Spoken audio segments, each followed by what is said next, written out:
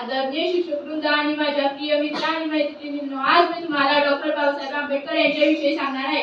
ते तुम्ही शांतपणे ऐकावे. डॉक्टर बाबासाहेब आंबेडकर भारतीय इतिहासातील एक महान व्यक्तिमत्व होते. त्यांचा जन्म 14 एप्रिल 1891 रोजी मऊ येथे झाला.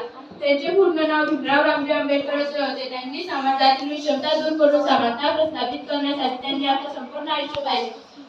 सागराची पाणी कधी असणार नाही, भीमाची आठवण कधी मिटणार नाही. सागराची पाणी कधी असणार नाही, भीमाची आठवण कधी मिटणार नाही. अरे एक जन्म काय हजार जन्म जरी घेतले, अरे एक जन्म काय हजार जन्म जरी घेतले, आपल्याकडून बाबासाहेबांचे उपकार कधी मिटणार नाही, उपकार कधी मिटणार नाही. डॉक्टर बाबासाहेब आंबेडकर भारताच्या संविधानाचे शिल्पकार होते. त्यांनी भारताला जगातील सर्वात मोठे आणि समाजवादी संविधान दिले. त्यांची शिक्षणात गाठ रुची होती. त्यांनी कोलंबिया विद्यापीठ आणि लंडन स्कूल ऑफ येथून उच्च शिक्षण घेतले.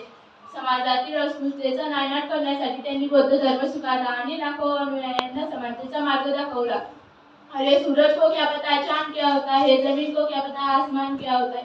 अरे सूरज को क्या पता चांद क्या होता है, जमीन को क्या पता आसमान क्या होता है. जो जिंदगी भर भीख मांग कर खाए उसे क्या पता भारत का संविधान क्या होता है, संविधान क्या होता है. महान सौदाकडे सत्याग्रह घेण्याचा हक्क आणि मंदिर प्रवेशासाठी चळवळींच्या माध्यमातून त्यांनी सामाजिक क्रांती केली. त्यांच्या विचारांनी अनेकांना दिशा मिळाली.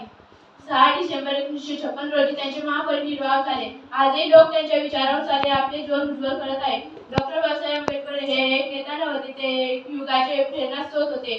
भीमराव थे बहुत मान सबको देते थे, सम्मान कभी नहीं मानी है, किया देश से खूब प्यार, पढ़ लिख कर बने विज्ञान, बनाया भारत का देश का संविधान.